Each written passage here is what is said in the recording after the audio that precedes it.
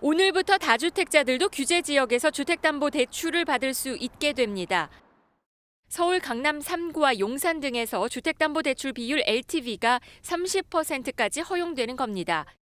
비규제 지역에서는 LTV 상한이 60%로 적용됩니다.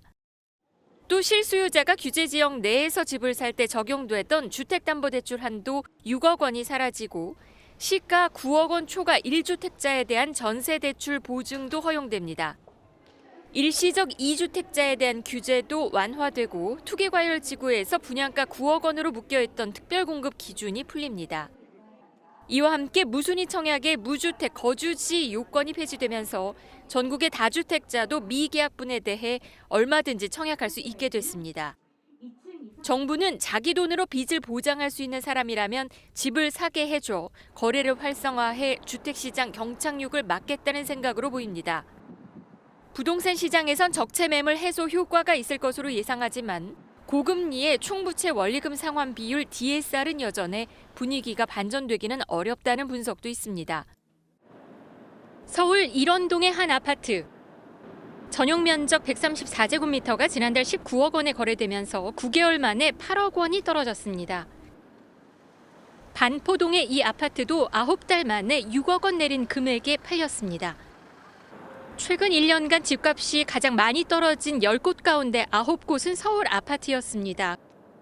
그래도 팔리는 매물은 극히 일부입니다. 네, 완전 급급매, 세입자 때문에 돈을 꼭 빼줘야 되는 집들 있죠? 그런 집들이나 급매가 나오는 거거든요. 급매만 팔리지 급매가 아니면 못 팔리죠.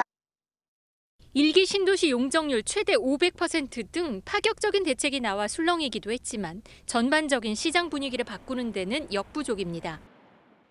급매 위주로 소진되는 분위기입니다. 다만 고금리에 따른 수요 위축으로 인해서 거래량이 유의미한 증가세를 보이기까지는 다소 시간이 걸릴 전망입니다. 금융당국은 추가 대출 규제 완화 카드를 준비 중입니다. 3월 말부터 다주택자도 주택담보대출 비율 LTV를 30%까지 허용하고 1주택자는 LTV를 50에서 70%까지 확대하기로 했는데 그래도 시장이 살아나지 않으면 2주택자 LTV를 최대 50%까지 높이는 방안을 검토 중입니다. 서울시가 오는 4월과 6월로 종료되는 목동과 압구정 등 주요 지역의 토지거래 허가 구역을 일부 풀어줄 가능성도 제기되고 있습니다. 부동산 시장 경착륙을 막기 위해 정부의 추가 완화책들이 나올 분위기인 가운데 고금리 속 시장이 얼마나 어떻게 반응할지 주목됩니다. 최 기자, 집을 분양받는다고 생각하고 차례차례 좀 여쭤보겠습니다. 네. 우선 분양에 당첨이 됐을 때 중도금 대출을 다 받을 수 있다 이겁니까? 네, 아까 앞서 리포트에서도 보신 한 예를 들어보겠도록 하겠습니다. 이 둔촌 주공 아파트 사례인데요.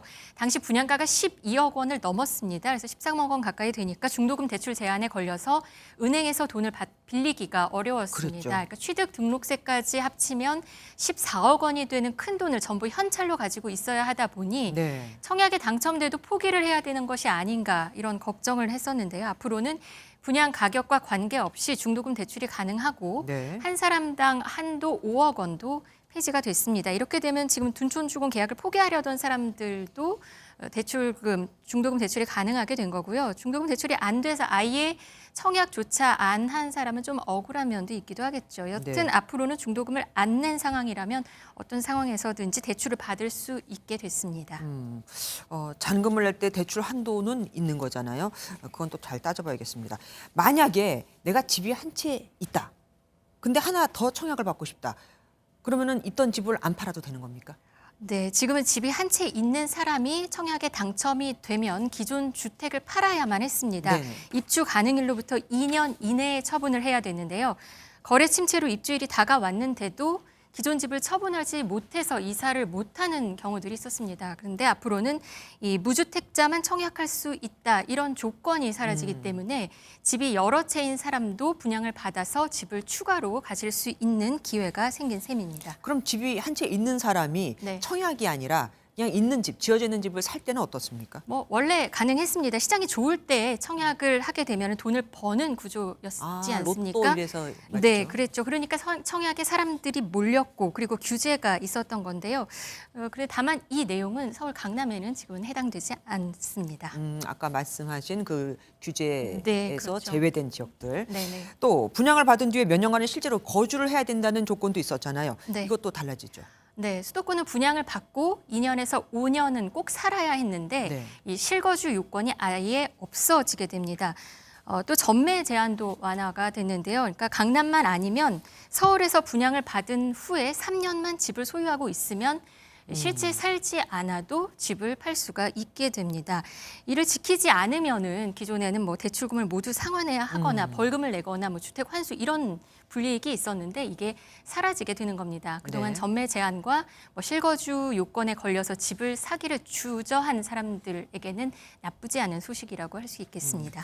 이렇게 다 규제를 푼 이유는 아무래도 경기를 되살리기 위해서일 텐데 네. 이게 효과를 볼까요?